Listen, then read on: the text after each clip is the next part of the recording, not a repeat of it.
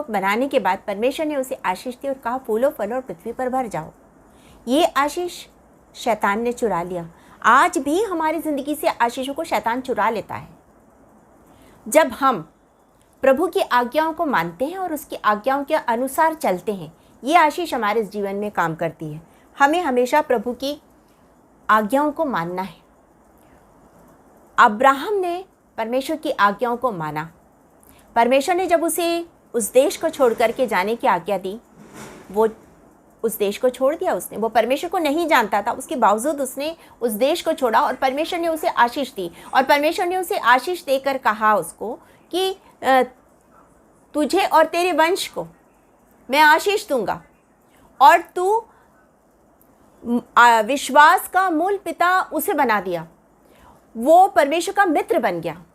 ये आशीष परमेश्वर ने अब्राहम को दी।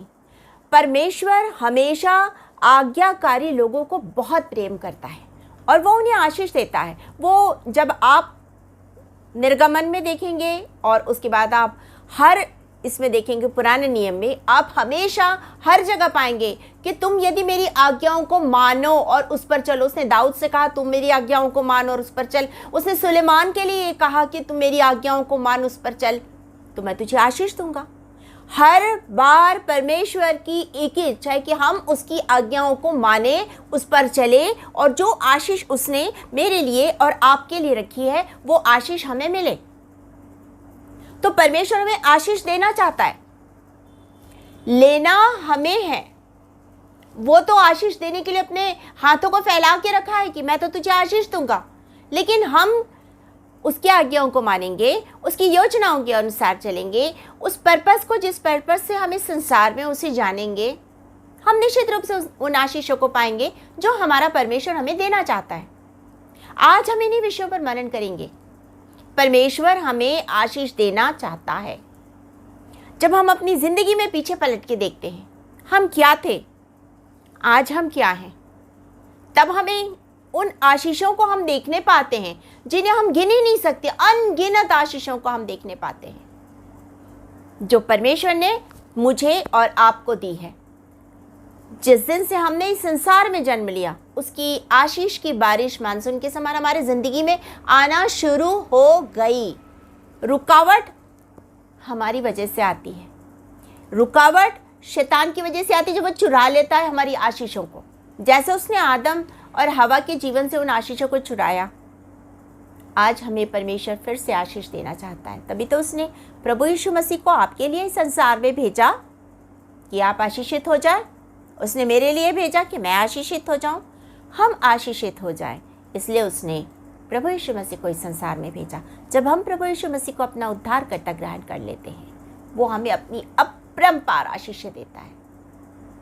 और वचन कहता, हमसे आशीष, जब हम प्रभु के संतान बन जाते हैं, हमसे वो आशीष नहीं छीन सकता है। स्वर्गीय घर की आशीष, स्वर्गीय राज्य की आशीष, परमेश्वर की उपस्थिति की आशीष हमसे कोई नहीं छीन सकता है। हमें परमेश्वर के निकट जाना है, परमेश्वर हमारे निकट आएगा और हमें अपनी आशीषों से भर देगा। आज इस समय हम अपनी आँखों को बंद करेंगे और उन आशीषों के लिए निश्चित रूप से ये संदेश आज की रात आपके लिए है। ये संदेश आज आपके लिए है। निश्चित रूप से आपको परमेश्वर आज आशीष देना चाहता है। प्रिय लोगों, ग्रहण करने के लिए तैयार हो जाइए। ये आशीष आज आपके लिए परमेश्वर ने रखी है। ये संदेश आज परमेश्वर आपको दे रहा है कि आपसे वो बहुत प्यार करता है और वो आपको आशीष देना चाहता है, आपके परिवार को आशीष देना चाहता है। इसके लिए आप तैयार हो जाइए। अपनी आँखों को बंद करेंगे, अपनी आँखों को बंद करेंगे और इस समय हम अपने आप को प्रभु के हाथ में सौंपेंगे। प्रभु आज हमारी ज़िंदगी में आकर कार्य करना चाहता है। वो हमें अपनी आशीषों से भरपूर करना चाहता है। उसने हमें अपनी आशीषों को देने के लिए बुलाया है। अपने आप को प्रभु के हाथ में सौंपें, अपने आप को खाली करें और परमेश्वर से कहे, पवित्र आत्मा की सामर्थ्य से पिता, आप मुझे भर दीजिए कि मैं उन आशीषों को पा सकूं जो आपने मेरे लिए रखी है। Thank you Jesus. Hallelujah, hallelujah, hallelujah. Thank you lord, thank you Jesus. गिन गिन के स्तुति करूं बेशुमार तेरे दानों के लिए। अब तक तूने संभाला मुझे अपनी आशीष देने के लिए। Thank you lord, thank you Jesus. प्रभु हम आपकी आशीष के लिए तैयार है प्रभु। अपने आप को हम आपके हाथों में सौंपते हैं, उन आशीषों को गिनते हैं जो आपने आज तक हमारी ज़िंदगी में दी, जो बेपरिमाण हैं, जिन्हें हम गिन नहीं सकते। खुदा आप कितना प्यार करते हैं कि आप हमें अपनी आशीष देना चाहते हैं, कितना प्यार करते हैं कि आपने हमारे लिए अपने इकलौते बेटे को इस संसार में भेजा। खुदा ओ राजाओं के राजा, प्रभुओं के प्रभु, हम आपका धन्यवाद धन्यवाद धन्यवाद करते हैं। इस समय के लिए धन्यवाद देते हैं। ये समय आपने हमारे लिए निर्धारित किया कि आज के दिन हम आपके उस स्वर्गीय मन्ना में से भोजन ग्रहण करें और तृप्त हो जाएं। खुदा हम आपका धन्यवाद करते हैं। इस समय जितने लोग फेसबुक लाइव में हमारे साथ जुड़े हैं यहोवा मिनिस्ट्री से, उन सबों के लिए प्रार्थना करते हैं। हम यहोवा मिनिस्ट्री के पास्टर साहब के लिए और उनकी पूरी मिनिस्ट्री के लिए, उनकी पूरी टीम फैमिली के लिए, और जितने देशों के जितने भी लोग जुड़े उन सबों के लिए आपका धन्यवाद करते हैं। और एक एक जन को प्रभु जी आपके हाथों में सौंपते हैं। आपका धन्यवाद देती हूँ खुदा, आपने मुझे सुना, आपने मुझे रखा कि आपके वचन को लेकर मैं खड़े हो सकी। खुदा हम आपका धन्यवाद करते हैं। मैं अपने आप को शून्य करती हूँ, पवित्र आत्मा की सामर्थ से मुझे भर दीजिए। एक एक शब्द आपकी ओर से हो, एक भी शब्द मेरी ओर से ना हो। धन्यवाद के साथ ये प्रार्थना प्रभु यीशु मसीह के नाम में होकर मांग लेते हैं, सुनिए और ग्रहण कीजिए, आमीन। आप मेरे साथ निकाल लीजिए पहला पत्रस 1 पीटर चैप्टर 3 वर्स 9। पहला पत्रस 3 अध्याय 9 वचन। बुराई के बदले बुराई मत करो और न गाली के बदले गाली दो, पर इसके विपरीत आशीष ही दो, क्योंकि तुम आशीष के वारिस होने के लिए बुलाए गए हो। तुम आशीष के वारिस होने के लिए, जैसा हम इसमें पढ़ रहे हैं कि तुम आशीष के वारिस होने के लिए बुलाए गए हो। आशीष प्रभु देता है, बहुत आशीष देता है प्रभु। आशीष हमें हमारे दूसरे लोग देते हैं जो हमारी ज़िंदगी से जुड़े हैं, या हम जिनके लिए कुछ करते हैं, या हमारे बड़े बुजुर्ग जो हमारी फैमिली के लोग हैं वो हमें ब्लेस करते हैं। और परमेश्वर चाहता है कि जब परमेश्वर ने हमें आशीष दी, जब हमारी फैमिली में या हमसे किसी बड़े ने या किसी और ने हमें आशीष दी, तो परमेश्वर चाहता है कि हम भी दूसरों को आशीष दें, दूसरों के लिए हम आशीष का कारण बन जाए। जैसा भी हम वचन में पढ़ रहे हैं, आशीष का वारिस होने के लिए हम बुलाए गए हैं, इसलिए हमें लोगों को आशीष देना है। जो चीज़ हमारे पास होती है वही हम बांटते हैं। हमारे पास अच्छा मन है, अच्छा स्वभाव है, हमारे अंदर प्रभु यीशु मसीह है, हम लोगों को प्रभु यीशु मसीह बांटेंगे अपने जीवन से कि मेरे पास प्रभु है, तुम भी प्रभु को अपना जीवन दे दो, वो तुम्हारे पास भी आ जाएगा। मेरे पास परमेश्वर की आशीष है, तुम अपना जीवन प्रभु को दे दो, तुम्हारे ज़िंदगी में भी वो आशीष आएगी। मुझे परमेश्वर ने आशा दी है, ये आशा तुम भी ले लो, निराश मत हो। आज हमारा परमेश्वर हमें उस आशीष के लिए बुला रहा है, वो हमें आशीष देना चाहता है, और इसीलिए उसने मुझे और आपको बुलाया है कि हमें आशीषित करे। जब हम निर्गमन की पुस्तक को पढ़ते हैं, निर्गमन और उसके माफ़ कीजिएगा गिनती और उसके 6 अध्याय, नंबर्स चैप्टर 6, गिनती 6 अध्याय, नंबर्स चैप्टर 6 वर्स 22 से 27 तक मैं आपके लिए पढ़ रही हूँ। फिर यहोवा ने मूसा से कहा, हारून और उसके पुत्रों से कह कि तुम इज़राइलियों को इन वचनों से आशीर्वाद दिया करना। पहली आशीष, यहोवा तुझे आशीष दे और तेरी रक्षा करे। दूसरा, यहोवा तुझ पर अपने मुख का प्रकाश चमकाए और तुझ पर अनुग्रह करे। तीसरा, यहोवा अपना मुख तेरी ओर करे और तुझे शांति दे। इस रीति से मेरे नाम से इज़राइलियों पर रखे और उन्हें आशीष दिया करे। इस रीति से परमेश्वर ने ये आशीष पुराने नियम से ठहराई थी। पुराने नियम से जब हमने उत्पत्ति में देखा कि आशीष को चुरा लिया गया, जब हम उत्पत्ति के बाद हम आते हैं निर्गमन में, जहाँ परमेश्वर ने उन्हें निकाला, उन्हें गुलामी से छुटकारा दिया, उन्हें शाप के बंधनों से आज़ादी दी और उन्हें एक खूबसूरत देश दिया। वो कुड़कुड़ाते रहे, वो चिड़चिड़ाते रहे, वो हर एक चीज के लिए कंप्लेन करते रहे, लेकिन परमेश्वर ने आशीष देना नहीं छोड़ा मूसा के कारण, क्योंकि मूसा हमेशा सामने खड़ा रहा और उसने कहा इन्हें तू क्षमा कर, नहीं तो मेरा नाम जीवन की पुस्तक में से काट दे। और परमेश्वर ने हर बार उन्हें क्षमा किया। आज हमारे जिंदगी में भी देखेंगे हम, जहाँ के परमेश्वर ने हमारे जीवन में अद्भुत कार्य किए, बहुत सारी आशीषें दी, लेकिन हम ये नहीं है, वो नहीं है, इसके लिए असंतुष्ट, उसके लिए असंतुष्ट, इसके लिए कुड़कुड़ाहट, उसके लिए कुड़कुड़ाहट। तब हमारा प्रभु हमारे लिए खड़ा हो जाता है, मैं तेरी बेटी है, मैं इसके लिए माफ़ी मांगता हूँ। वो मेरे पापों का बोझ उठा लेता है। जब मैं कोई पाप करती हूँ जिसके कारण मेरी ज़िंदगी में आशीष रुक जाएगी, तो वो उस पाप को मेरी ज़िंदगी से निकालता, उस बोझ को वो उठा लेता है ताकि मुझे आशीष मिले। वो आपकी ज़िंदगी में भी आकर पाप के उस बोझ को उठा लेता, अधर्म को, बुराई को निकाल लेता है ताकि आप आशीषित हो जाए। ये आशीष उस समय थी, ये आशीष आज भी है और ये आशीष हमेशा बनी रहेगी। उसकी आशीष कभी ख़त्म नहीं होती, उसका प्रेम कभी ख़त्म नहीं होता, उसकी दया कभी ख़त्म नहीं होती, उसकी करुणा कभी ख़त्म नहीं होती। उसने हमें आशीष का वारिस होने के लिए बुलाया, जैसा भी हमने पढ़ा और जैसा हमने उन आशीषों को देखा। आशीष भी हमारी ज़िंदगी में 3 प्रकार से आती है। फर्स्ट है व्यक्तिगत आशीष है, सेकंड है पारिवारिक आशीष है और थर्ड है सामूहिक आशीष है। व्यक्तिगत आशीषों के लिए जब हम स्वयं अकेले परमेश्वर से बातचीत करते हैं, प्रार्थना करते हैं, वो हमारी प्रार्थनाओं को सुनता है। जब हम उसकी आराधना करते हैं और जब हम उससे प्रार्थना करते हैं, आशीष हमारी ज़िंदगी में आ जाती है। हमें उसके पास आना है, उससे प्रार्थना करनी है और उन आशीषों को व्यक्तिगत रूप से पाना है।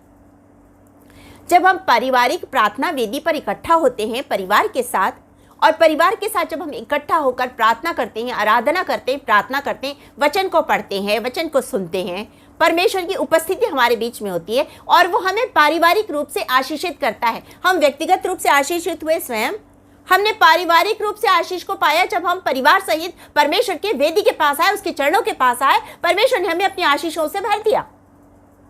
जब हम एक साथ मंडली के रूप में, कलीसिया के रूप में, एक चर्च के रूप में जमा होते हैं, चाहे कॉटेज प्रेयर मीटिंग में जमा हो या किसी और अवसर पर, या हम कलीसिया भवन में जमा हो, जब हम सामूहिक रूप से आराधना करते हैं, स्तुति करते, प्रशंसा करते, उसकी बड़ाई करते हैं, वो आराधना के सिंहासन पर विराजमान होकर हमारे बीच में आ जाता है और तब हमारी प्रार्थनाएं उसके पास सुगंधदायक द्रव्य के समान जाती है। वो हमारी प्रार्थनाओं को सुनता है, ग्रहण करता है, उसका उत्तर देता है और हमें सामूहिक रूप से आशीष देता है। वो हमें सामूहिक रूप से आशीष देता है, वो हमें आशीष देना ही तो चाहता है। आज हम कुछ बातों को यहाँ पे देखेंगे। जैसा हमने पढ़ा, बुराई के बदले बुराई न करो, गाली के बदले गाली न दो, परंतु क्या करना है, आशीष का वारिस होने के लिए बुलाए गए हो, इसलिए क्या करना है, हमेशा हमें आशीष के कार्यों को करना है। हम सबसे पहली चीज़ चाहते हैं, हम इसमें पढ़ते हैं कि परमेश्वर हमें अपने साथ रहने की आशीष देना चाहता है। वो हमारे साथ रहना चाहता है। जब तक मनुष्य के जीवन में पाप नहीं आया था, हम उत्पत्ति के 3 अध्याय 7 वचन को देखते हैं, परमेश्वर मनुष्य के पास संगति करने, उससे बातचीत करने, आदम और हवा से बातचीत करने के लिए दिन के ठंडे समय में आया, उसके साथ बातचीत करे। आज भी हमारा परमेश्वर चाहता है कि वो हमारे साथ रहे, हमसे बातचीत करे। जो भी परमेश्वर के साथ साथ रहा, परमेश्वर के साथ साथ चला, उसने परमेश्वर की उस आशीष को पाया। जब आप उत्पत्ति 5 अध्याय 24 वचन को पढ़ेंगे, जेनेसिस चैप्टर 5 वर्स 24 को, तो आप उसे पाएंगे, हनोक परमेश्वर के साथ साथ चलता रहा और उठा लिया गया, उसने उस आशीष को पाया। जब आप एलिया के बारे में देखेंगे, दूसरे राजाओं में आप देखेंगे एलिया के बारे में, दूसरे राजाओं के 2 अध्याय को जब आप देखेंगे, उसके 11 वचन को जब आप देखेंगे, तो आप उससे पाएंगे एलिया परमेश्वर के साथ साथ चलता चलता चलता अग्निमय रथ आया और उसको उठा लिया, वो उठा लिया गया, वो परमेश्वर के साथ साथ चलता रहा। जब हमारा परमेश्वर हमारे साथ रहना चाहता है और जब हम परमेश्वर के साथ साथ चलते हैं, हमारा परमेश्वर हमारे साथ, हमारे हाथों को थाम के लेके चलता है, तो वो हमें आशीष देता है, हमें आशीष मिलती है, क्योंकि हमारा परमेश्वर हमेशा हमारे साथ रहता है। वो हमेशा हमारे साथ रहता है। हमारे प्रभु ने हमसे यही किया, मैं जगत के अंत तक सदा सदैव तुम्हारे साथ रहूंगा। ये एक बहुत बड़ी आशीष है आपके लिए, ये एक बहुत बड़ी आशीष है कि आपके प्रभु ने आपसे वादा किया है कि वो जगत के अंत तक आपके साथ है। उसने मुझसे वादा किया है कि वो जगत के अंत तक मेरे साथ है। उसने हमसे वादा किया है और वो वादा पूरा करने वाला हमारा परमेश्वर है।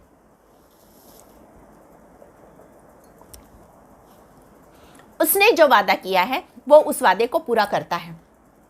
उसने वादा किया है कि वो जगत के अंत तक हमारे साथ रहेगा, तो वो हमारे साथ रहेगा। तो परमेश्वर की ये आशीष हमारी जिंदगी में है। आज परमेश्वर इस आशीष को, यदि आप परमेश्वर के साथ नहीं हैं तो आज आप परमेश्वर के निकट आ जाइए, आप परमेश्वर के पास आ जाइए, क्योंकि परमेश्वर आज आपको आशीष देना चाहता है। इसलिए आप परमेश्वर के निकट आ जाइए ताकि परमेश्वर के साथ आप चल सके और परमेश्वर आपके साथ संगति कर सके, आपके साथ रह सके। जक्कई ने इस आशीष को पाया जब प्रभु यीशु मसीह ने कहा मुझे आज तेरे घर में रहना अवश्य है। वो खुशी से ले गया, उसने अपने सारे पापों से पश्चाताप कर लिया, उसने अपने पापों से पश्चाताप किया और प्रभु उसके साथ रहा। तो परमेश्वर आज मेरे साथ, आपके साथ रहना चाहता है। जब हम अपने पापों से पश्चाताप करते हुए उसके पास आएंगे और कहेंगे प्रभु मैं अपने उद्धारकर्ता प्रभु यीशु मसीह को उद्धारकर्ता के रूप में ग्रहण करता हूँ, मुझे पापों से क्षमा दें, मुझे यीशु मसीह के लहू से धो दे, और तब हमारा परमेश्वर हमारे साथ रहेगा और हम उसके रहने की इस आशीष को पाएंगे।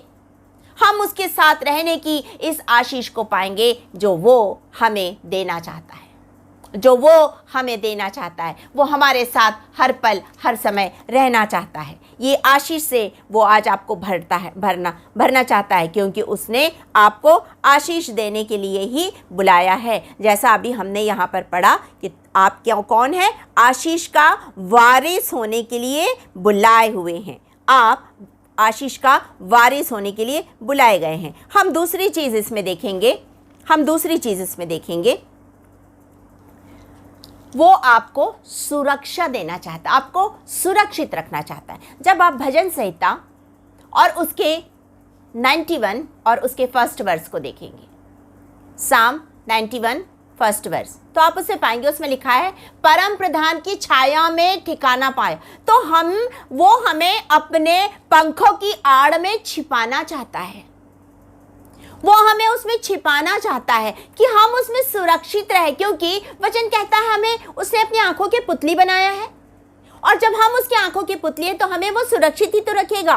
तो ये आशीष वो देना चाहता है। पहली आशीष वो आपके साथ रहना चाहता है, दूसरी आशीष वो आपको सुरक्षा देना चाहता है, जैसा उसने यहाँ पर वादा किया है, जो अभी हमने देखा भजन संहिता और उसके 91 के फर्स्ट वर्स में, कि परमेश्वर आपको ये आशीष देना चाहता है कि वो आपको अपने पंखों की आड़ में छिपाए। यहाँ पे लिखा है जो परम प्रधान के छाए हुए स्थान में बैठा रहे वह सर्वशक्तिमान की छाया में ठिकाना पाएगा। उसके आगे लिखा है मैं यहोवा के विषय कहूँगा, वो मेरा शरण स्थान और गढ़ है, वो मेरा परमेश्वर है, मैं उस पर भरोसा रखूँगा। वो आपका शरण स्थान है, वो आपका शरण स्थान और बल है, और वो आपको अपने रक्षित हाथों में संभालना चाहता है। वो हर पल हर समय आपको अपने उसी रक्षित हाथ में संभाल के लेके जाना चाहता है। जैसा हम भजन संहिता 121 में पढ़ते हैं, हम उसमें भी पढ़ते हैं कि वो इज़राइल का परमेश्वर न कभी ऊँघेगा और न कभी सोएगा, न तो दिन को धूप से और न रात को चांदनी से तेरी हानि होगी। क्यों? क्योंकि रक्षित हाथों में उसने अपने पंखों की आड़ में हमें छिपा के रखा है, हमें कोई भी नुकसान नहीं पहुंचा सकता है।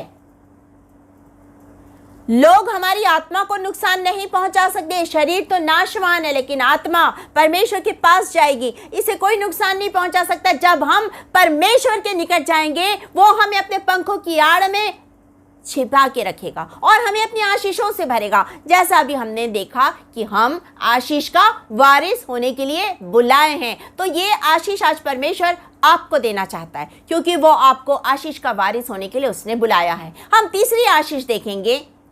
परमेश्वर चाहता है कि आप आशा में आनंदित रहे।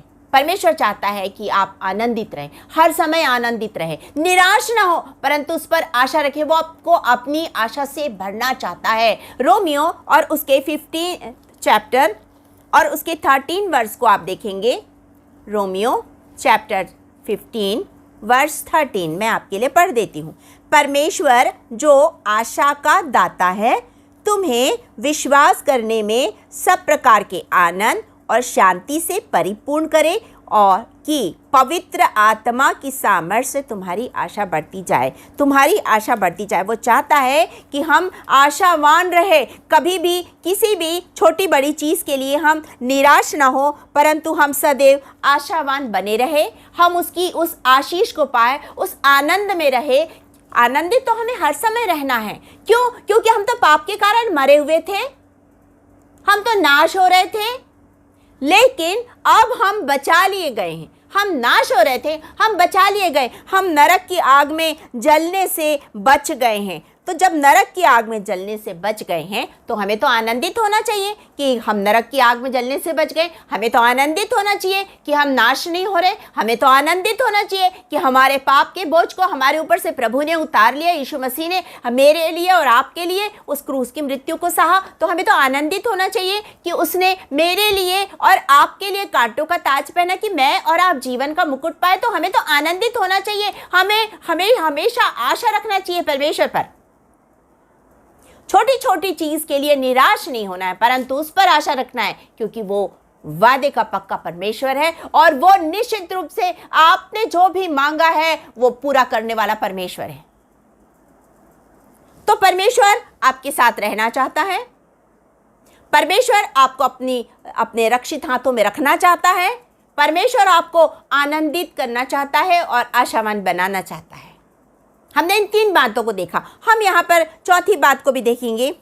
हम यहाँ पर चौथी बात को देखेंगे कि परमेश्वर आपके ऊपर अपने अनुग्रह की दृष्टि रखना चाहता है। परमेश्वर आप पर अपने अनुग्रह की दृष्टि रखना चाहता है। भजन संहिता साम 67, भजन संहिता 67 और उसके 1 वर्स को मैं आपके लिए पढ़ देती हूँ। यहाँ पे लिखा है, परमेश्वर हम पर अनुग्रह करे और हमको आशीष दे, हम पर अपने मुख का प्रकाश चमकाए। परमेश्वर हम पर अनुग्रह करे और हमें आशीष दे और हम पर अपने मुख का प्रकाश चमकाए। ये आशीष परमेश्वर ने आपके लिए रखी है। वो आपको अनुग्रह की दृष्टि से देखता है। ये उसका अनुग्रह, ये उसका प्रेम है कि प्रभु यीशु मसीह इस संसार में आए। जब आप इफिसियों और उसके दूसरे अध्याय को पढ़ेंगे, इफिशियंस चैप्टर 2, मैं उसके 1 वर्स से 5 वर्स तक पढ़ रही हूँ। यहाँ पे लिखा है, उसने तुम्हें भी जिलाया जो अपराधों और पापों के कारण मरे हुए थे। ये एक आशीष आपके जिंदगी में आई कि उसने आपको जीवन दिया, जिनमें तुम पहले इस संसार की रीति पर और आकाश के अधिकार के हाकिम और अर्थात उस आत्मा के अनुसार चलते थे जो अब भी आज्ञा न मानने वालों में कार्य करता है। जैसा मैंने पहले ही कहा कि हमें आज्ञा मानना आवश्यक है। 3 वचन में लिखा है, इनसे हम भी सब प्रकार के पहले अपने शरीर की लालसाओं में दिन बिताते थे और शरीर और मन की इच्छाएं पूरी करते थे और अन्य लोगों के समान स्वभाव ही से क्रोध की संतान थे। परंतु परमेश्वर ने जो दया का धनी है, उसने उस बड़े प्रेम के कारण जिससे उसने हमसे प्रेम किया, जब हम अपराधों के कारण मरे हुए थे तो हमें मसीह के साथ जिलाया। अनुग्रह ही से तुम्हारा उद्धार हुआ है। अनुग्रह ही से तुम्हारा उद्धार हुआ है। हमारा उद्धार अनुग्रह ही से हुए। 8 वचन में लिखा है, क्योंकि विश्वास के द्वारा अनुग्रह ही से तुम्हारा उद्धार हुआ है और यह तुम्हारी ओर से नहीं परंतु परमेश्वर का दान है।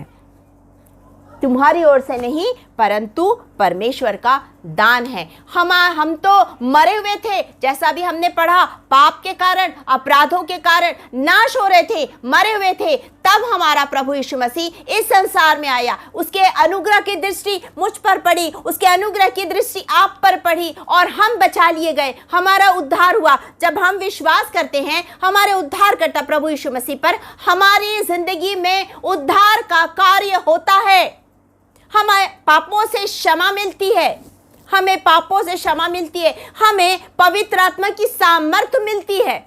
जैसा उसने कहा कि वो पवित्र आत्मा हमें उसने सहायक के रूप में मेरे और आपके लिए दी। जब हम यीशु मसीह को उद्धारकर्ता ग्रहण करते हैं, हम उस सामर्थ को पाते हैं। जब हम यीशु मसीह के पास जाते हैं, जब हम प्रभु को अपना उद्धारकर्ता ग्रहण करते हैं, परमेश्वर हमारे साथ रहने लगता है। ये एक आशीष है जो हमारी जिंदगी में आती है। हम परमेश्वर के रक्षित हाथों में रहते हैं। जो वो चाहता है कि वो अपने रक्षित हाथों में हमें रखे, हम उसके परम प्रधान की छाया में ठिकाना पाने लगते हैं। वो हमें आशा देता है, वो हमें आनंदित करता है, जैसा हमने अभी वचन में पढ़ा।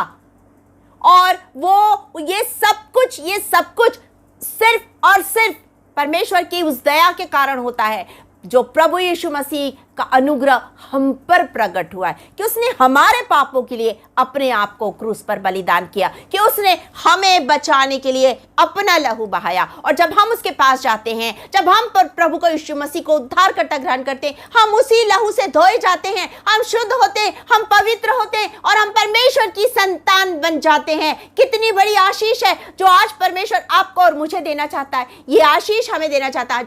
हम पांचवी आशीष को देखेंगे यहाँ पर। जब हम अंधकार में थे, जब हम मरे हुए थे, जब हम यीशु मसीह को ग्रहण करते हैं, हम ज्योति की संतान बन जाते हैं। ये संतान की आशीष मुझे और आपको मिलती है जब हम यीशु को उद्धारकर्ता ग्रहण करते हैं। हम उसके लेपालक पुत्र बन जाते हैं, हम उसकी संतान बन जाते हैं। हमें वो संतान होने का अधिकार देता है। और जैसा हम पहला पतरस उसके 2 अध्याय और 9 वचन में पढ़ते हैं कि हम एक चुना हुआ वंश बन जाते हैं, हम राजपदधारी याजकों का समाज बन जाते हैं, हम परमेश्वर के पवित्र लोग बन जाते हैं, हम उसकी निज प्रजा बन जाते हैं, हम उसकी संतान कहलाने लगते हैं। वो संतान होने की आशीष को वो मुझे और आपको देता है। एक बड़ा अधिकार वो मुझे और आपको देता है। ये अधिकार जो अदन के बगीचे में शैतान ने हमसे चुरा लिया था, हमसे छीन लिया था, ये अधिकार वो वापस हमें देता है कि जब हम यीशु मसीह को उद्धारकर्ता ग्रहण करते हैं तो हम उसकी संतान बन जाते हैं और हम उस आशीष को पाते हैं जो उसने मेरे लिए और आपके लिए रखी है। ज्योति की आशीष। हम तो अंधकार में थे, अभी हमने पढ़ा परमेश्वर अपने मुख का प्रकाश चमकाए। जब हम प्रभु के पास जाते हैं, उसके मुख का प्रकाश हम पर प्रकट होता है। मूसा जब परमेश्वर के पास गया, वो उस प्रकाश से प्रकाशित हो गया। जब हम प्रभु के पास जाते हैं, वो अपने मुख का प्रकाश हमारे ऊपर करता है। परमेश्वर अपने मुख का प्रकाश हम पर चमकाता है और हम उसके प्रकाश से प्रज्वलित हो जाते हैं। हम ज्योति की संतान बन जाते हैं। लोग हमारे जीवन में उस ज्योति को देखते हैं। अब हम अंधकार में, पाप में, बुराई में, निंदा में, अधर्म में नहीं पड़ते, परंतु हम परमेश्वर की संतान बनके हम उसके अनुसार चलने लगते हैं। जब तक प्रभु यीशु मसीह को पौलुस ने ग्रहण नहीं किया था उद्धारकर्ता के रूप में, वो लोगों को सता रहा था, लेकिन जिस दिन उसने प्रभु यीशु मसीह को उद्धारकर्ता ग्रहण किया, प्रभु ने उसकी जिंदगी में काम करना शुरू किया। और अब वचन कहता है, जब आप पहला कुरिन्थियों 11 अध्याय पहले वचन को पढ़ेंगे, 1 कुरिन्थियन चैप्टर 11 वर्स 1, तो आप उसे पाएंगे। उसमें लिखा है, तुम मेरी सी चाल चलो जैसा मैं मसीह की चाल चलता हूं। ये कहां से आया? उसने यीशु मसीह को उद्धारकर्ता ग्रहण किया। अब उसके जीवन से प्रभु दिखाई दे रहा है, अब उसके जीवन से यीशु दिखाई दे रहा है, अब वो यीशु मसीह के समान चलने लगा है। स्तिफनुस को जब चुना गया, वचन कहता है उसका चेहरा स्वर्गदूतों के समान चमक रहा था, उसके चेहरे से तेज निकल रहा था। कैसे निकला? वो परमेश्वर की उपस्थिति में रहता था। जब आप परमेश्वर की उपस्थिति में रहेंगे, आप उस तेजोमय तेज से परिपूर्ण हो जाएंगे। शैतान आपको देख नहीं पाएगा, बर्दाश्त नहीं कर पाएगा, आपके सामने खड़ा नहीं हो सकेगा, क्योंकि वो आप में प्रभु यीशु मसीह को देखेगा। वो आपके अंदर देखेगा प्रभु यीशु मसीह को, और वो खड़ा नहीं हो सकता है। तो परमेश्वर आपको ज्योति की आशीष देना चाहता है। परमेश्वर आपको आनंद और आशा की आशीष देना चाहता है। परमेश्वर आपके साथ रहना चाहता है। परमेश्वर आपको उद्धार, अनुग्रह और उद्धार की आशीष देना चाहता है। परमेश्वर अपने रक्षित हाथों में आपको संभालना चाहता है। आज परमेश्वर आपको इन आशीषों से भरना चाहता है। तो मुझे और आपको उन आशीषों के लिए अपने आप को परमेश्वर के हाथ में सौंपना है, ताकि हम उन आशीषों को जो हमारा परमेश्वर हमें देना चाहता है ले सके, क्योंकि वचन कहता है हम इसी के लिए तो बुलाए गए हैं, हम इसी के लिए तो बुलाए गए हैं। हमें नरक से, पाप से, मृत्यु से छुटकारा मिल गया, हमें उद्धार मिल गया, तो हमें तो आनंदित होना, हमें खुश होना है, क्योंकि हमारा प्रभु हमें हर बुराई से छुड़ाकर आशीषित करना चाहता है। जब हम उसके पास आते हैं, उस आशीष को पाते हैं जो हमारा परमेश्वर हमें देना चाहता है। हम छठवीं आशीष को देखेंगे। हमने 5 आशीषों को देखा, हम छठवीं आशीषों को देखेंगे। परमेश्वर आपको शांति की आशीष देना चाहता है। परमेश्वर आपको शांति की आशीष देना चाहता है। वो आपको उस आशीष से भरपूर करना चाहता है जो आशीष उसने आपके लिए रखी है। अशांत जीवन को आप शांति से भरना चाहता है। जब तक हमने यीशु को ग्रहण नहीं किया, हमारी ज़िंदगी में अशांति थी, हमारी ज़िंदगी में बुराई थी, हमारी ज़िंदगी में कुछ भी अच्छाई नहीं थी, क्योंकि हमने यीशु को ग्रहण ही नहीं किया। लेकिन जब हम यीशु मसीह को ग्रहण कर लेते हैं तो वो हमें आशीषों से भर देता है। यहाँ मैं आपके लिए पढ़ देती हूँ लेवी व्यवस्था की पुस्तक और उसका 26 अध्याय 26 वर्स 3। यहाँ पर लिखा हुआ है, यदि तुम मेरी विधियों पर चलो और मेरी आज्ञाओं को मानकर इनका पालन करो, मानकर उनका पालन करो, तो अब बहुत सारी आशीषें ज़िंदगी में आएंगी जब हम उसके आज्ञाओं के अनुसार चलेंगे। और उसके 6वें वचन में लिखा है, और तुम्हारे देश में सुख चैन दूंगा और तुम सोओगे और तुम्हारा कोई डराने वाला ना होगा, और मैं उस देश में दुष्ट जंतुओं को ना रहने दूंगा और तलवार तुम्हारे देश में ना चलेगी। तो परमेश्वर हमें आशीष देना चाहता है। और जब आप यूहन्ना रचित सुसमाचार और उसके 14th चैप्टर को देखते हैं, 14th चैप्टर के 27 वर्स को, यहाँ पर लिखा, मैं तुम्हें शांति दिए जाता हूँ, अपनी शांति तुम्हें देता हूँ, जैसा संसार देता है मैं तुम्हें नहीं देता। तुम्हारा मन व्याकुल ना हो और ना डरे। वो हमें शांति देना चाहता है, क्योंकि वो शांति का राजकुमार है। वो शांति का राजकुमार है। हमने यशायाह नबी की पुस्तक उसके 9 अध्याय को हमने देखा, उसमें लिखा हुआ है कि वो शांति का राजकुमार है। तो वो शांति का राजकुमार जब हमारे घर में आएगा, जब हमारी ज़िंदगी में आएगा, जब हमारे हृदय को पवित्र आत्मा का मंदिर बनाकर उसमें वो वास करने लगेगा, हमारी ज़िंदगी में शांति आ जाएगी, हमारे घर में शांति आ जाएगी, हमारी वजह से हमारे आसपास, हमारे समाज में शांति आएगी, क्योंकि हम शांति की बातें बोलेंगे। जहाँ झगड़े और रगड़े और दुनिया भर की बुराइयाँ होती है, वहाँ हम परमेश्वर के शांतिदायक वचन को बोलेंगे और परमेश्वर की शांति वहाँ पर कार्य करेगी। तो परमेश्वर आज इस शांति की आशीष को आपको देना चाहता है। परमेश्वर आपके साथ रहना चाहता है।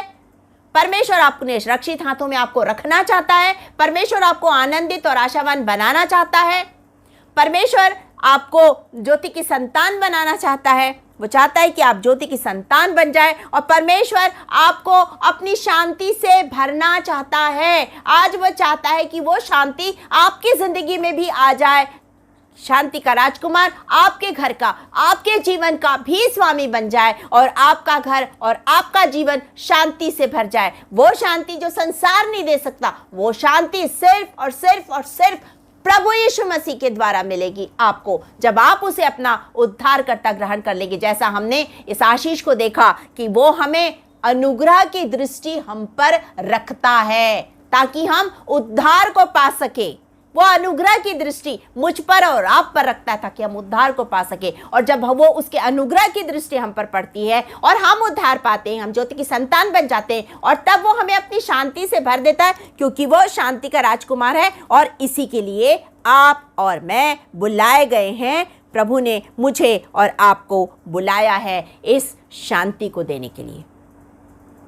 इस शांति को देने के लिए उसने मुझे और आपको बुलाया है। 7वीं बात हम यहाँ पे देखेंगे, 7वीं बात देखेंगे कि परमेश्वर आपकी सहायता करना चाहता है। परमेश्वर आपकी सहायता करना चाहता है। परमेश्वर आपके साथ रहना चाहता है। परमेश्वर आपकी रक्षा करना चाहता है। परमेश्वर आपको आनंद और आशा से भरना चाहता है। परमेश्वर के अनुग्रह की दृष्टि आप पर डालना चाहता है ताकि आपका उद्धार हो सके। परमेश्वर आपको ज्योति की संतान बनाना चाहता है। परमेश्वर अपनी शांति से आपको भरना चाहता है। और अभी हम देखेंगे परमेश्वर आपकी सहायता करना चाहता है। जब आप दूसरा इतिहास और उसके 16 अध्याय और उसके 9 वचन को पढ़ेंगे, दूसरा इतिहास 16 अध्याय और 9 वचन को मैं आपके लिए पढ़ देती हूं। यहां पर लिखा है, दूसरा इतिहास 16 अध्याय और उसके 9 वचन में यहाँ पर लिखा है कि परमेश्वर किस तरह से आपको अपनी शांति से भरना चाहता है, किस तरह वो आपकी सहायता करना चाहता है। देख, यहोवा की दृष्टि सारी पृथ्वी पर इसलिए फिरती रहती है कि जिनका मन उसकी ओर निष्कपट रहता, उनकी सहायता में वह अपनी सामर्थ दिखाए। वो आपकी सहायता करना चाहता है। और जब आप भजन संहिता उसके 121 अध्याय को पढ़ेंगे, साम 121, तो आप उसमें पाएंगे, उसमें लिखा है कि मैं अपनी आंखें पर्वतों की ओर लगाऊंगा और मुझे सहायता कहाँ से मिलेगी। हम जब अपनी दृष्टि परमेश्वर की ओर लगाते हैं, उसकी नजरें तो घूम रही है, लेकिन जब हम सच्चे मन के साथ, पूरे मन के साथ उसकी ओर दृष्टि रखते हैं, वो हमारी सहायता करता है। वो हमारी सहायता करने के लिए आता है। वो हमेशा हमारे साथ, हमारी सहायता के लिए खड़ा रहता है। वो हमारे संग और साथ होता है। तो वो हमें इस आशीष को देना चाहता है कि हम निष्कपट मन से उसके पास जाएं, ताकि वो हमारी सहायता करे, ताकि वो हमारी सहायता करे। 8वीं बात, वो हमें अनंत जीवन देना चाहता है। वो चाहता है कि मैं और आप उस अनंत जीवन को पाए जो वो हमें देना चाहता है। वचन हमसे कहता है, जब आप यूहन्ना रचित सुसमाचार और उसके 3 अध्याय और 16 वचन को पढ़ेंगे, तो आप उसमें पाएंगे, उसमें वो अनंत जीवन के बारे में उसने लिखा एक सुनहरा वचन, पूरे हमारे लिए एक बहुत खूबसूरत वचन है जो परमेश्वर ने दिया है, जिसमें उसका पूरा प्यार इसमें दिखाई देता कि वो किस तरह जगत से प्रेम रखता है, और किस तरह जब हम उस पर विश्वास करते हैं, प्रभु यीशु मसीह पर विश्वास करते हैं, वो हमें अनंत जीवन देता है। वो हमें अनंत जीवन देता है। वो इसीलिए तो आया कि मैं और आप जीवन पाए और बहुतायत का जीवन पाए। यूहन्ना रचित सुसमाचार के 10 अध्याय के 10 वचन में लिखा है कि मैं इसलिए आया कि ये जीवन पाए, वरन बहुतायत का जीवन पाए। हम बहुतायत का जीवन पा सकते हैं, हम अनंत जीवन को पा सकते हैं। जब हम परमेश्वर के पास आते, हमें वो अनंत जीवन देता है। वो हमें अनंत जीवन देता है। वो हमेशा हमारी ओर कान लगाए रहता है। वो हमारी प्रार्थनाओं को सुनता है। वो हमारी प्रार्थनाओं को सुनता है। 9 आशीष, यही हमारे जिंदगी के लिए 9वीं आशीष है कि वो हमारी प्रार्थनाओं को सुनकर उसका उत्तर देता है। उसका उत्तर देता है। आप जब याबेस के बारे में देखेंगे, पहला इतिहास और उसके 4 अध्याय और उसके 10 वचन को पढ़ेंगे, तो आप उसे पाएंगे याबेस ने जो भी प्रार्थना की, परमेश्वर ने उसे सुना और पूरा किया। और जब आप प्रेरितों के काम और उसके 10 अध्याय और उसके 4 वचन को पढ़ेंगे, तो आप उसे पाएंगे कुरनेलियुस ने प्रार्थना की और दूत ने आकर कहा कि तेरी प्रार्थनाएं और तेरे दान स्वीकार कर लिए गए, सुन लिया परमेश्वर ने। तो परमेश्वर हमारी प्रार्थनाओं को सुनता है। जब हम परमेश्वर के निकट आते हैं, जब हम प्रभु यीशु मसीह को उद्धारकर्ता ग्रहण कर लेते हैं, वो हमारी प्रार्थनाओं को सुनता है। वो हमारी प्रार्थनाओं को सुनता है। तो हम इन आशीषों को अपनी जिंदगी में पाएं। जब हम प्रभु के पास जाएंगे, हम इन आशीषों से भरपूर हो जाएंगे। और सबसे बड़ी आशीष तब हमें मिलेगी, स्वर्गीय स्थान की आशीष। वो आशीष जो प्रभु हमें देना चाहता है। जब उस डाकू ने प्रभु का उद्धारकर्ता ग्रहण किया और कहा कि अपने राज्य में आए तो तू मेरी सुधि लेना, तब क्या कहा प्रभु ने उससे? प्रभु ने कहा तू आज ही मेरे साथ स्वर्गलोक में होगा। जिस दिन हम प्रभु को अपना उद्धारकर्ता ग्रहण करते हैं और जिस दिन हम पूरी तरह से प्रभु पर निर्भर हो जाते हैं, प्रभु कहता है तू मेरे साथ आज ही स्वर्गलोक में है। तेरे लिए मैंने स्वर्गीय स्थान में जगह बनाई। मैं तेरे लिए घर बना रहा हूं। मैं तेरे लिए घर बना रहा हूं, जिसका वादा उसने हमसे किया है। जब आप यूहन्ना रचित सुसमाचार जॉन चैप्टर 14 वर्स 1 और 2 को पढ़ेंगे, तो उसमें लिखा है कि वो हमारे लिए जगह तैयार करने जा रहा है। और जब आप प्रकाशित वाक्य रेवल्यूशन चैप्टर 22 और वर्स 14 को पढ़ेंगे, तो आप उसे पाएंगे कि धन्य है वे लोग जो अपने वस्त्र को धो लेते हैं। ताकि हम उस घर में जो परमेश्वर ने हमारे लिए बनाया, उस स्वर्गीय स्थान में हम रहें। तो हमें परमेश्वर ये आशीष देना चाहता है। परमेश्वर हमारे साथ रहना चाहता है। परमेश्वर हमसे प्रेम करता है, इसलिए वो हमारे साथ रहना चाहता है। परमेश्वर अपने सुरक्षित हाथों में हमें रखना चाहता है। परमेश्वर हमें आशा और हमें आनंदित करना चाहता है और हमें आशावान बनाना चाहता है। परमेश्वर हमारी जिंदगी में अद्भुत कार्य करना चाहता है। तो हमें परमेश्वर को अपने जीवन का स्वामी बनाना है। हम उसकी छाया में ठिकाना पाएंगे, हम आनंदित रहेंगे। वो हमें अपने रक्षित हाथों में रखेगा, वो हम पर अनुग्रह की दृष्टि रखेगा। हम उद्धार को पाएंगे, हम उसके उस आशीष को पाएंगे, स्वर्गीय स्थानों की आशीष को जो उसने आपके लिए और मेरे लिए रखी, और हम अनंत जीवन पाएंगे। अनंत जीवन की आशीष उसने आज आपके लिए और मेरे लिए रखी है। यदि आज भी आप इन आशीषों से दूर है, आ जाइए प्रभु के पास, क्योंकि वो चंगा करने वाला परमेश्वर है, क्योंकि वो प्रार्थनाओं को सुनने वाला परमेश्वर है, क्योंकि वो दया करने वाला परमेश्वर है। वो अपनी दृष्टि आप पर हर वक्त बनाए रखता है, क्योंकि वो आप उसकी संतान है। आपको उसने बनाया है, उसने अपने स्वरूप दिया है, उसने अपनी आत्मा दी है, उसने अपनी श्वास दी है, इसलिए आपसे वो बहुत बहुत बहुत प्यार करता है। उसके पास आ जाइए। उद्धार सिर्फ और सिर्फ प्रभु यीशु मसीह के पास है। उद्धार आपको और कहीं नहीं मिलेगा। आशीष सिर्फ प्रभु के पास आने से मिलेगी। आशीष आपको और कहीं से नहीं मिलेगी। अनंत जीवन सिर्फ प्रभु के पास आकर मिलेगा और कहीं नहीं मिलेगा। स्वर्गीय स्थानों में आपके लिए जो घर तैयार हो रहा है, उसमें आप तब रहने पाएंगे जब आप प्रभु के पास आएंगे। तो आज तक यदि आप प्रभु के पास नहीं आए, आज आ जाइए। प्रभु आपको चंगा करना चाहता है, प्रभु आपको आशीष देना चाहता है, क्योंकि परमेश्वर आपसे बहुत प्रेम करता है। उसका प्रेम असीम है, अनकंडीशनल लव। आज प्रभु आपको बुला रहा है, आज प्रभु आपको बुला रहा है अपनी आशीषों से भरने के लिए, क्योंकि उसने आपको, जैसा वचन में लिखा है, एक बार और हम उसे पढ़ लेंगे। बुराई के बदले बुराई मत करो, न गाली के बदले गाली दो, वरन पर इसके विपरीत आशीष ही दो, क्योंकि तुम आशीष के वारिस होने के लिए बुलाए गए हो। आप आशीष के वारिस होने के लिए बुलाए गए हैं। तो आप इस आशीष के लिए अपने आप को प्रभु के हाथ में सौंप दीजिए। अपने आप को प्रभु के हाथ में सौंप दीजिए। प्रभु से कहिए, प्रभु मैं उस आशीष के लिए तैयार हूँ, मैं उस आशीष के लिए तैयार हूँ। आप जो मुझे देना चाहते हैं, आज भी आपको प्रभु बुला रहा है। अपनी बाहों को उसने फैला के रखा है, अपनी बाहों को उसने फैलाया है, और वो कह रहा है, आजा मेरे बेटे, आजा मेरी बेटी, मैं तुझे आशीष देना चाहता हूँ, मैं तुझे आशीषों से भरना चाहता हूँ। आ जाइए आज उसके पास। यदि आज तक आपने यीशु को उद्धारकर्ता ग्रहण नहीं किया, तो आज ग्रहण कर लीजिए। यदि आप बीमारी की अवस्था में हैं, वो प्रार्थनाओं को सुनने और उत्तर देने वाला परमेश्वर है। आप उसके पास आ जाइए। वो आपकी प्रार्थनाओं को सुन रहा है, वो आपकी प्रार्थनाओं का उत्तर दे रहा है। आप उसके पास आ जाइए, आप उसके पास आ जाइए। अपनी आंखों को बंद रखेंगे, अपना जीवन प्रभु के हाथ में सौंपेंगे और प्रभु से कहेंगे, प्रभु मैं आ रहा हूँ आपके पास, क्योंकि वो आपको बुला रहा है, वो आपको बुला रहा है।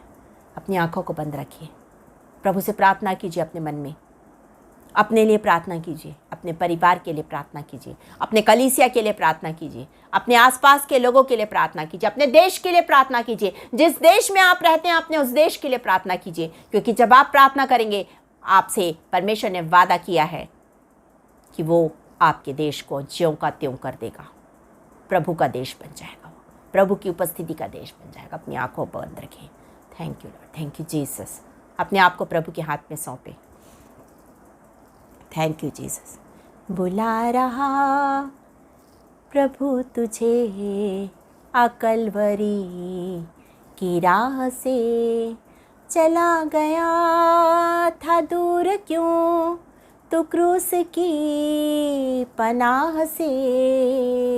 बुला रहा तुझे कोई कलवरी की राह से। Thank you lord, thank you Jesus. हम सचमुच में, आप हमें बुला रहे हैं और हम आ रहे हैं प्रभु जी आपके पास। जितने लोगों ने अब तक यीशु मसीह को उद्धारकर्ता ग्रहण नहीं किया, आज वो आपको अपना उद्धारकर्ता ग्रहण कर रहे हैं, अपना जीवन आपके हाथ में सौंप रहे हैं। प्रभु आप उनके जीवन में कार्य कीजिए। जितने बीमार हैं, इसी समय प्रभु यीशु नासरी के नाम से चंगाई को पाले, क्योंकि चंगाई की नदी आज आप उनकी जिंदगी में बहाने जा रहे हैं। ओ महान परमेश्वर, जितने अभी सुन रहे हैं, जितने आने वाले समय में सुनेंगे, उन सबों को आपके हाथ में सौंपते हैं। खुदा और राजाओं के राजा, प्रभुओं के प्रभु, अपनी आशीषों से भर दीजिए खुदा। एक एक जन को चंगा कीजिए पिता, चाहे वो किसी भी बीमारी में हो, आप उन्हें छू लीजिए पिता, आप उन्हें छू लीजिए पिता, आप उन्हें छू लीजिए राजा, क्योंकि यीशु मसीह ने कोड़े खाए कि वो चंगाई को पाले। आज उसी कोड़े की मार के द्वारा यीशु नासरी के नाम से हम उन सारे बीमारों के लिए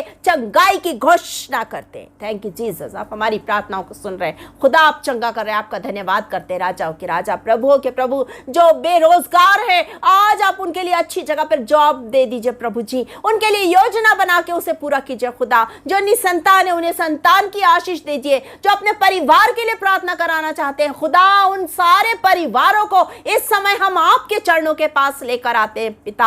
आप उन्हें आशीष कर दीजिए प्रभु, आप उन्हें आशीष दीजिए राजा। ओ महान परमेश्वर पिता, राजाओं के राजा, प्रभुओं के प्रभु, हर एक को जो मिनिस्ट्री में, उन सारे लोगों की मिनिस्ट्री को आशीषित कीजिए कि आपका वचन लोगों के पास तक पहुंच सके और कोई भी घर छूटने ना पाए, कोई भी आत्मा यहां छूटने ना पाए। जब प्रभु जी आप आए हम सब बादलों पर उठा लिए जाए खुदा। और राजाओं के राजा, जितने इस समय प्रार्थना निवेदन आपके पास आते आने वाले समय में आएंगे, उन सारे निवेदनों को आप ग्रहण कीजिए, हाँ और आमीन के साथ उसे पूरा कीजिए खुदा। राजाओं के राजा, प्रभुओं के प्रभु, आपका धन्यवाद करते हैं आज के वचन के लिए कि आप हमें अपनी आशीषों से भरना चाहते हैं। थैंक यू जीसस, हम आपकी उन आशीषों को पाने के लिए आपके पास आते हैं खुदा, की अपनी आशीषों से हम में से हर एक को भर दीजिए। थैंक यू जीसस, आप हमारी प्रार्थनाओं को सुन रहे। धन्यवाद पिता, जब मैंने अपने आप को शून्य किया, आपने मुझे आत्मा की सामर्थ्य से भरकर मेरा उपयोग किया। एक एक शब्द आपकी ओर से था, एक भी शब्द मेरी ओर से नहीं था। आपका धन्यवाद धन्यवाद धन्यवाद करते हैं, सारी आदर महिमा आपको देते हैं और ये प्रार्थना उद्धार करता प्यारे प्रभु यीशु मसीह के नाम में होकर मांगते हैं। सुनिए और ग्रहण कीजिए। आमीन आमीन आमीन। हम आशीष ग्रहण करेंगे अपनी